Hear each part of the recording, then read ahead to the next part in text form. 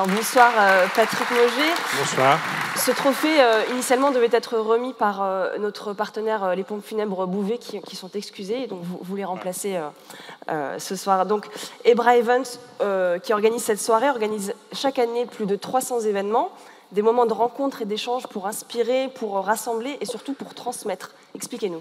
Alors, en fait, on a une vingtaine d'années d'expérience en événementiel qu'on organisait et qu'on avait décidé de créer pour mettre en avant nos territoires. Donc, on organise jusqu'à présent de l'événementiel qui était organisé par nos titres, pour nos titres, et pour les entreprises de nos titres, pour les agriculteurs qui sont sur nos territoires, enfin pour tout cet écosystème et cette vie de nos territoires, pour la mettre en valeur à travers des trophées. C'est à peu près ce qu'on faisait depuis une vingtaine d'années.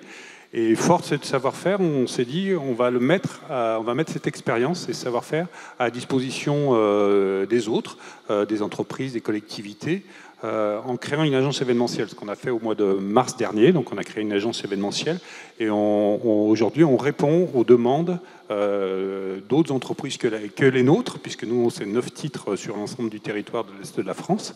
Pour nous c'est le progrès ici bien évidemment, mais c'est aussi le bien public et le journal de Sonneur. On est sur Auvergne-Rhône-Alpes et Bourgogne-Franche-Comté. C'est les zones dont on s'occupe, enfin moi dont je m'occupe en événementiel. Et on a à côté de ça 6 autres titres sur l'Est de la France et jusqu'au Dauphiné libéré. Et on essaye aujourd'hui de mettre cette expérience au service des entreprises à travers leurs attentes. C'est-à-dire si elles ont besoin d'une inauguration, d'organiser une inauguration, un colloque, un anniversaire, enfin que sais-je.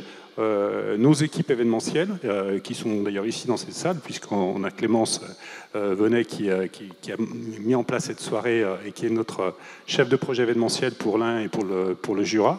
Donc mettre son expertise et son savoir-faire que vous voyez ce soir au service des autres. Voilà, c'est l'objectif. N'importe quelle entreprise pourrait demander en tout cas. Tout à fait. Ebra Evans aujourd'hui, on est une agence une agence événementielle. On l'organise pour nos titres, mais pour les autres. Très bien. Eh bien, merci beaucoup. On va découvrir tout de suite le trophée le lauréat de ce trophée de la transmission.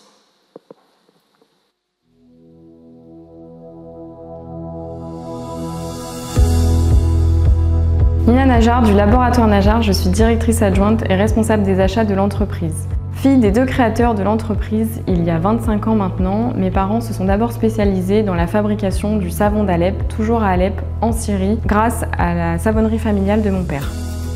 Nous avons ensuite développé une gamme de cosmétiques bio, produits d'hygiène bio et produits ménagers naturels, tous certifiés par EcoCert que nous fabriquons dans notre laboratoire à Civrieux.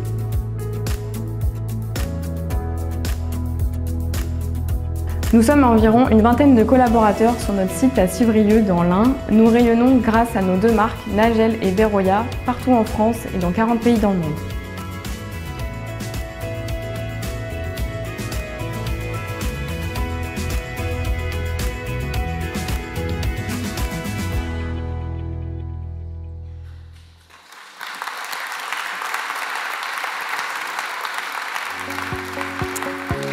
Bonsoir. Bonsoir monsieur. Bienvenue ce soir et bravo pour ce trophée. Alors Nina, vous le disiez, vous êtes directrice adjointe et responsable achat et approvisionnement. Et à vos côtés se trouve votre père, Manar Najar. C'est avec vous en fait que tout a commencé, vous et votre femme. Oui, tout à fait. Moi et ma femme, on a commencé il y a presque une trentaine d'années. On a commencé uniquement avec le savon d'Alep. Et après, on a développé un laboratoire. On était d'abord à Villeurbanne. Et on a déménagé à Civrieux dans le Dombes il y a presque 5 ans. Et on a développé tout un produit à partir de l'année 2012 ou 2013, tous des produits cosmétiques bio, certifiés par EcoCert. Et on fait la moitié de nos chiffres d'affaires à l'exportation à peu près à 47 pays dans le monde. Alors, 47 pays, il faut quand même noter qu'au début, vous aviez commencé sur les marchés avec de l'importation. Absolument. Je suis d'Alep d'origine. Et je suis la 4e génération de savonniers d'Alep. Et on a changé d'ailleurs pendant la guerre, c'est le 3e savonnerie qu'on monte. Suite de la guerre, vous connaissez tout le monde le problème de Syrie. Alors justement, oui, le savon d'Alep, on a vu que vous proposiez plein de produits différents, mais ce savon, c'est une histoire familiale. Pourquoi avoir décidé de lancer cette production ? Pardon, pourquoi avoir décidé de la lancer, cette production ? En fait, c'est une histoire très sympa. Avant que je me marie avec Catherine, Et ben, son papa, il est venu voir la Syrie, il voulait voir ma famille, il voulait voir où je viens. Je suis médecin de formation, alors je suis venu en France pour faire les spécialités en médecine. Et Maurice, il est venu avec moi pour visiter la Syrie. Et au hasard, je lui ai fait montrer la savonnerie familiale qui est datée de presque... Le bâtiment, il a 5 siècles pratiquement. Et l'activité familiale depuis 1895 à peu près. Et du coup, il a tombé fou amoureux de ce produit. Et il m'a dit, c'est leur verre, il faut absolument l'amener en France.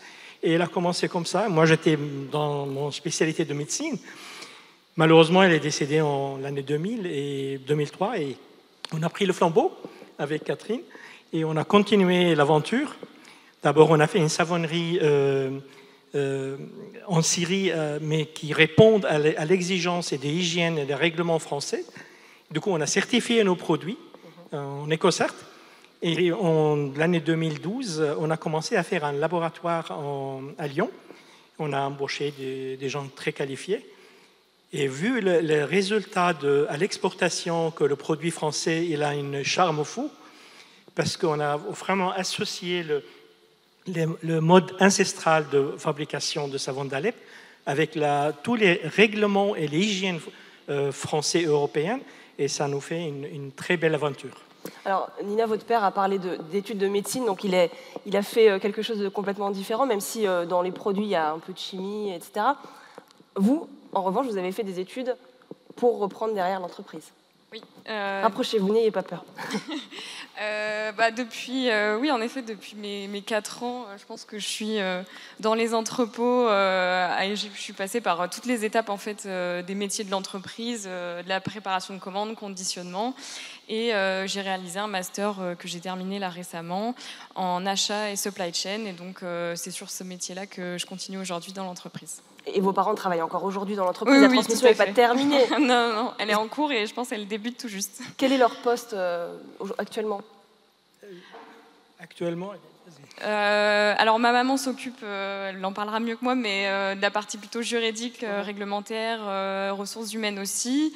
Et mon père, de par sa formation, touche à tout ce qui est production, machines aussi, les outils de production et toute la gestion évidemment de l'entreprise. Donc un trio qui se complète. Oui, dites-moi. En fait, le plus dur pour l'entreprise et l'entrepreneur surtout, de sentir une fois qu'ils ont construire quelque chose, voir la continuité de leurs fruits de la vie et la continuité avec les enfants, l'entreprise familiale, il reste quand même un moteur d'économie énorme parce qu'on sent qu'on est soutenu, on sent que c'est la continuité et c'est ce qu'on apprécie énormément. Alors, je tiens juste à préciser que votre nom de famille, Nadjar, en arabe, veut dire ébéniste, charpentier. Charpentier. C'est déjà un métier oui. de savoir-faire qui se transmet, donc Absolument. Finalement, ce trophée de la transmission a été prédestiné. Pratiquement génétique. Monsieur Mauger va vous remettre le trophée.